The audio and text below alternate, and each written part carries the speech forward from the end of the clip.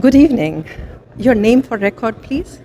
Barbara Snyder, and Can you spell that for me? Snyder. Ms. Barbara, let's hear from you. This evening is going to be wonderful. When we are been, there has been, since morning, there has been many brainstorming sessions which has taken place.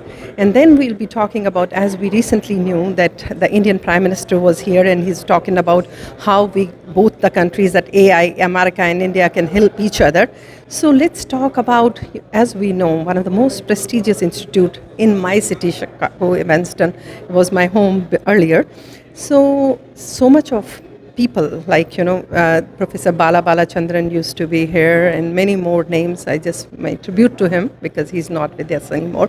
So what all is happening and how exciting this moment is for this prestigious institute to tie up with IIT, which itself is prestigious too. Well, we are thrilled to be working with IIT Bombay and with a few other IITs and the Indian Institute of Science also, to try to really deepen the partnerships, especially research and educational, between our institutions in the United States and these really distinguished institutions in India. And the hope is that we will have some long-term research collaborations that will grow out of these, and that this will be an enduring collaborations that we are trying to set up. When we talk about, it doesn't happen overnight. It must have been a lot of discussions going on, and finally it has taken the stage. Where do we go from here now?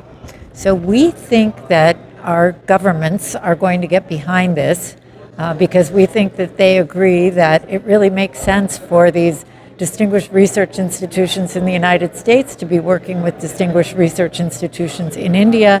And if that happens, as I expect it will, that our governments will get behind this, we think there really are a tremendous set of opportunities in front of us for collaboration. We are talking about working in some big, important areas, some what we would call grand global challenges, in areas like critical and emerging technologies. So think about AI and quantum and semiconductors and so forth. We're thinking about food security and agricultural sciences. We're thinking about defense sorts of technologies. We're thinking about aerospace. We're thinking about biomedical health and pandemic preparedness.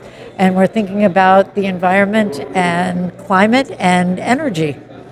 Both countries have worked together on a previous notes also. When we talk about the pandemic that you talked about, when the world was totally, it has changed overnight. I mean, like you saw that, how India and US came together. And oldest democracy and the largest democracy, they have to work together for the betterment of the world. India being the host for the G20 as a presidential, we know our honorable president is going to be there in September, and recently India's prime minister was here. So these things are very, very important and crucial. So when we talk about it, is there any timeline which has been fixed up for this, please? So yes, we put out our interim report when Prime Minister Modi was here for the state visit. And we are planning to put out our final report when President Biden and a delegation from the United States go to India. Mm-hmm. And so that will be in early September. Yes. So that is a very quick timeline. And then we are very action-oriented. Mm-hmm. So you will see a series of steps to stand up these research institutes, these joint programs, and we hope to get those started early in 2024. We wish, really looking forward. This is the responsibility of world to make this world beautiful, both the countries. Thank you so much for your time. Really appreciate that, ma'am. Thank you for having me, and I'm so glad you mentioned our shared values of democracy and our shared commitment to higher education and research. That is one of the things that I think is going to make this such a success. Thank you.